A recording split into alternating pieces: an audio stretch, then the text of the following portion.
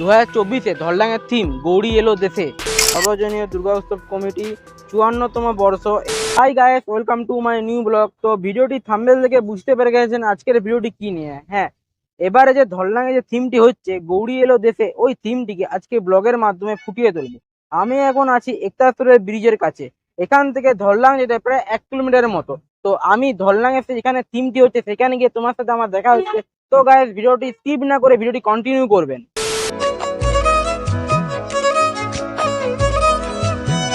Back to back 2 kilometre cycle চালিয়ে আমি চলে যাই ধরলাঙে, যেখানে এই থিমটি হচ্ছে গৌরী এলো দেশে। সেই থিমটি ঠিক আমার পিছনেই আছে। তো থিমটি দেখে বোঝা যাচ্ছে, এই থিমটি দেখে বোঝা যাচ্ছে থিমটি 80% কমপ্লিট হয়ে গেছে, 20% বাকি। এই থিমটি 80% কমপ্লিট হয়ে গেছে, 20% বাকি আছে। তো আমি এই ভিডিওতে এই থিমের প্যান্ডেলের ডিটেলস সম্পর্কে আলোচনা করব। প্যান্ডেল আর কতটা কি বাকি আছে, কারণ পূজা আর মাত্র হাতে 5টি মাত্র দিন।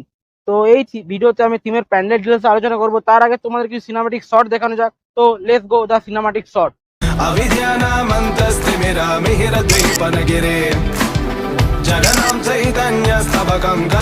তো গাইস, ধরলাঙে এবছরের যে থিমটি হচ্ছে গৌরী এলো দেশে, হ্যাঁ, এই থিমটির কারেন্ট লোকেশনটা কোনখান থেকে এলে তোমরা এই থিমটি দেখতে পাবে। তো এই রোডটা দেখতে পাচ্ছেন, এইটা এই রোডটা, হ্যাঁ, এই রোডটা 3টি ভাগ আছে।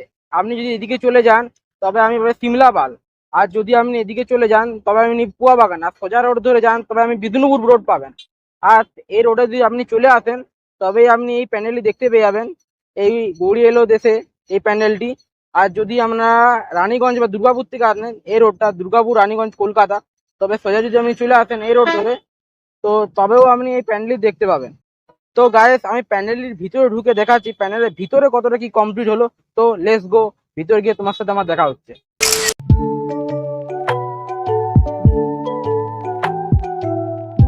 তো গাইস, আমার পিছনেই আছে ধরলাঙা সেই প্যান্ডেলটি গৌরী এলো দেশে।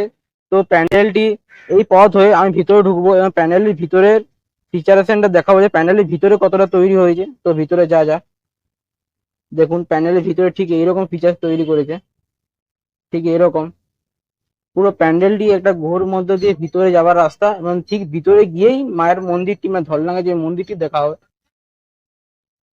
এই যে গুহাটা দেখতে পাচ্ছেন, গুহারে কতটা ঠিক এমনি সেরা লাগছে গুহাটি। মা দুর্গার আগমনে উল্লাসে আলিঙ্গনে মহামারী মুছে যাবে। তো গাইস, আমি আছি প্যান্ডেলের ঠিক ভিতরে, এবং প্যান্ডেলের ভিতরে প্যান্ডেল কতটা কমপ্লিট হলো এবং প্যান্ডেলের বাহির পথ, প্রবেশ পথ, এই সবই আমি এই ভিডিওতে দেখাবো। তো এই রাস্তাটা দেখছেন, এই রাস্তাটা, এটা হচ্ছে প্রবেশ পথ। হ্যাঁ, ঠিক এই রাস্তাটা হচ্ছে প্রবেশ পথ। আর প্যান্ডেলের সোজা এই যে এই রাস্তাটা দেখছেন, এটা ঠিক বাহির পথ।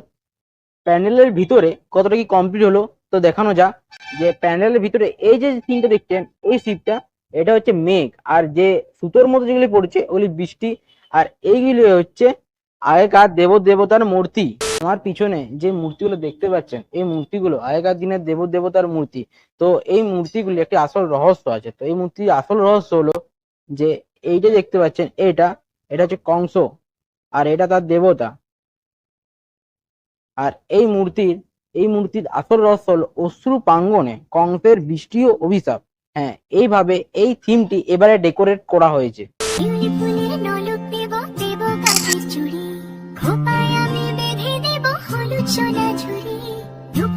তো আমার পিছনে যে মন্দিরটি দেখতে পাচ্ছেন, এটি হলো ধরলাঙের দুর্গা মন্দির। তো এটি স্থাপিত হয়েছে 1337 বঙ্গাব্দ, ধরলাঙা মোড়। এখানে এই মন্দিরটি 1337 বঙ্গাব্দে এই মন্দিরটি স্থাপিত হয়েছে। দেখতে পাচ্ছেন যে ধরলাঙের দুর্গা মন্দিরের ভিতরে যে দুর্গা মন্দির, যে মায়ের প্রতিমা, সেটি তৈরি হয়ে গেছে। তো আমি এই দুর্গা মন্দিরের ভিতরে ঢুকে মায়ের প্রতিমার কিছু সিনেমাটিক শট নেব। তো let's go the cinematic shot.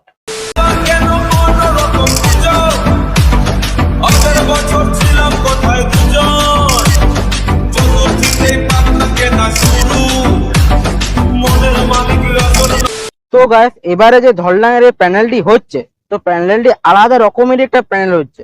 তো আমরা চাইবো তোমরা যারা বাঁকুড়ায় আছো তারা তো দেখতে আসবে, কিন্তু যারা বাঁকুড়ার বাইরে থাকো তাদেরকেও দেখতে আসার জন্য আমি অনুরোধ করছি। তো আজকের ভিডিও আমি এখানে শেষ করছি, আবার আসবো এমন একটি প্যান্ডেলের থিমের ভিডিও নিয়ে। তো ততক্ষণের জন্য বাই।